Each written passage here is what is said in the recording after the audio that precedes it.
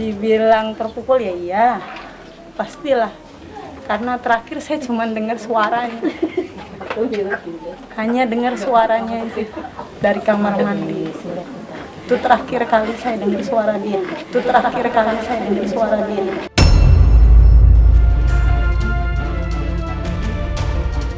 Ya saya emang nggak nyangka, saya nggak pernah menyangka karena rumah itu tempat main dia sendiri sehari-hari. Itu tempat main dia, tempat saya nitip anak di situ.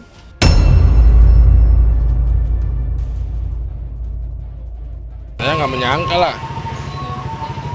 Orang kan di situ kan udah kayak biasa, udah baik, keluarganya tuh baik sama anak saya tuh. Termasuk orang tuanya tuh baik. Nggak menyangka bakal terjadi seperti itu. Kalau dekat sama si pelaku kan nggak kan, karena kan bukan sepantaran kan, dia dekatnya sama adiknya. Ya Allah, saya sampai gimana kemarin pada pingsan tahu anak saya tiga-tiganya ngamuk. Ya udah, ya parah lagi lah. Orang udah meninggal, udah dikubur.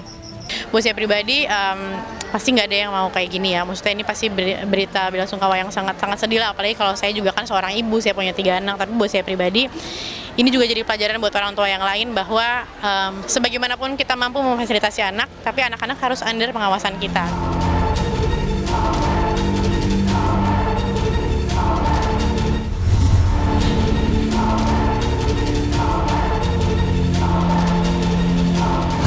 Emang dari pagi sama saya di situ. Dari pagi di situ. Jam 12 saya pergi, anak saya di situ, masih di situ. Sama ibunya masih dikasih makan, masih main sama adiknya yang paling kecil. Saya balik juga masih di situ, masih main, masih bercanda, masih nonton dianya. Sore saya pergi ke kamar mandi, nggak lama dia teriak, "Ibu, ada antaran." Masih tetap main di situ karena masuk lagi ke dalam rumah itu dan lagi main. Saya sempat bilang, "Ibu titip sebentar." Ibunya pun bilang, "Ya udah nggak apa-apa, ntar mau makan dulu di sini," dia bilang. Setelah saya pulang nganter makanan jam 5, saya ke situ katanya udah nggak ada. Udah nggak ada, saya cari. Saya udah cari karena anak saya nggak pernah main jauh ya. Saya nyari di sekitar sini aja. Ya kalau udah nggak ada mau gimana? Saya pasti panik. Saya berpikirnya dia itu main keluar karena ada yang bilang nggak ada yang tahu main kemana. Udah. Ke dalam situ, ke dalam. Saya sih emang nggak nyari sampai ke atas ya, jujur nggak nyari sampai ke atas. Saya nanya sama ibunya, "Ibu, ada Arumi?" Nggak ada. Arumi lagi udah keluar tadi habis mandi. Udah dia ngomong gitu doang. Sepengetahuan dia habis mandi. Itu sepengetahuan ibunya. Habis mandi udah keluar. Saya nggak tahu kalau kejadian yang lainnya itu saya nggak ngerti. Jadi awalnya anak ini melakukan pembunuhan, tetapi pembunuhan ini dilakukan sendiri. Dan pada saat itu si jenazah atau si mayat ini disimpan di lemarinya. Dalam semalaman gelisah mau dibuang, tapi dibuang kemana tidak mungkin. Akhirnya anak ini memutuskan untuk disimpan di lemari.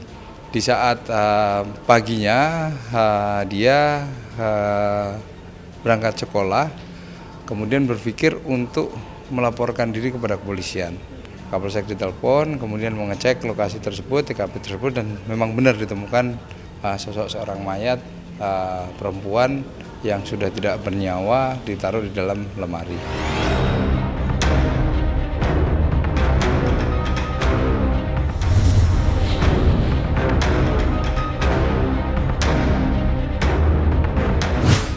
Nggak pernah saya curiga. Sampai sekarang pun saya nggak tahu perasaan saya. Ya emang dia nggak terlihat jarang bergaul. Kalau dikenal di sini sih emang nggak pernah komunikasi sih, jarang banget. Keluar pun jarang, dia main sama orang lain enggak. Dia main di rumah doang. Bukti-bukti yang kita kumpulkan cukup banyak, dari mulai pakaian dari korban, pakaian dari tersangkanya, kemudian ada tulisan-tulisan ulupan hatinya dia, termasuk gambar-gambar, dan itu sudah kita sita semua, termasuk HP-nya juga kita sita.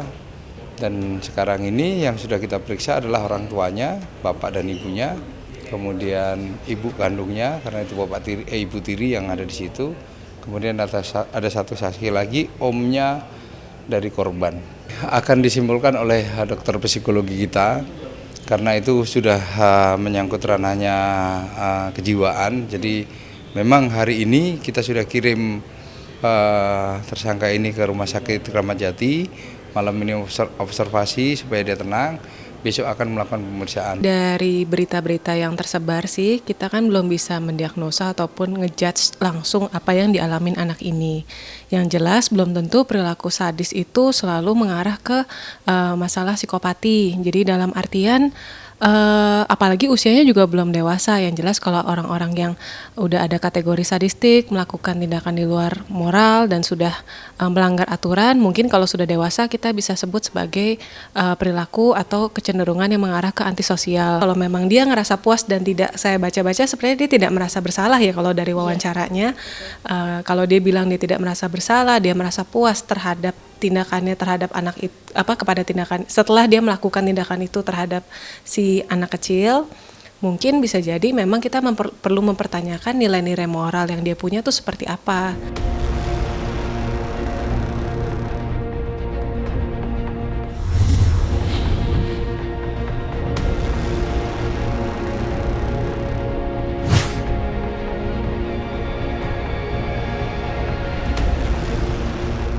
Kalau itu kan kita nggak tahu, itu kan pribadi dia gitu. Mungkin hanya keluarga yang tahu, termasuk orang tua. Kalau buat pelaku saya belum bisa ini. Ya mungkin buat orang tuanya lah, orang tuanya harus perhatiin anak gitu, anaknya gitu.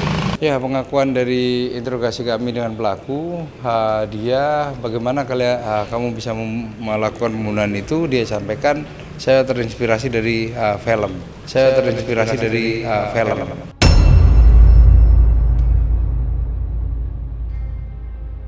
Dan kebetulan memang dia mengakui kalau senang melihat film-film horor.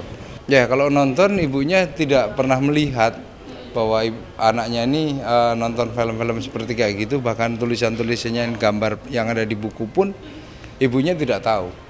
Tidak pernah melihat ada coretan-coretan atau kata-kata kalimat yang dituangkan dalam tulisan, ibunya tidak pernah lihat. Kalau masih anak remaja, nggak bisa dipungkiri bahwa ada yang namanya perubahan hormonal yang seringkali juga memicu temperamen, memicu pikiran-pikiran negatif, memicu perasaan yang mirip seperti stres atau depresi, bahkan kecemasan. Dari bentuk badan berubah, dari peran sosial yang udah ditanamkan, semua itu bisa mempengaruhi ke kondisi psikis seorang anak terutama. Yang bisa kita pelajari, kok kalau misalnya sukanya gambar dan sukanya gambarnya ke arah sana, kenapa memang memilihnya ke arah yang sadis-sadis terus nih? Kok memilihnya yang ke arah kematian-kematian? Arah yang perlu kita dalamin untuk mengenali psikis anak ini adalah gimana dia hubungannya dengan orang tuanya, secara emosi, attachment-nya seperti apa, apakah nilai-nilai dan moral yang diajarkan oleh orang tuanya terhadap dia, dan gimana dengan lingkungan sekitarnya.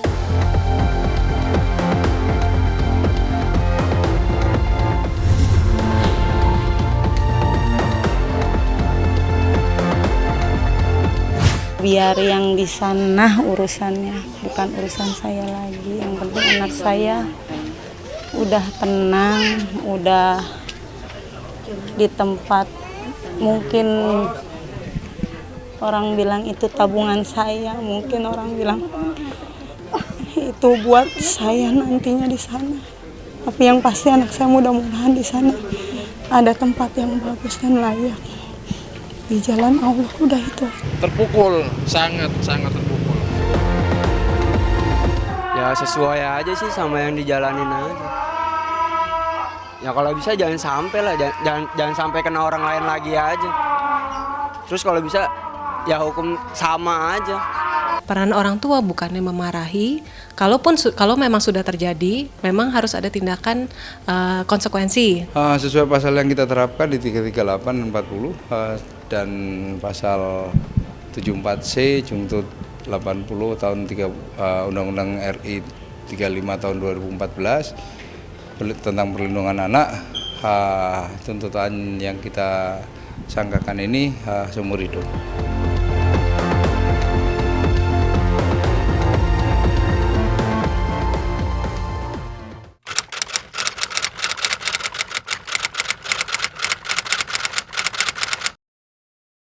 Jadi jangan lupa untuk subscribe Cumi Cumi. Ditekan ya tombol lonceng merahnya.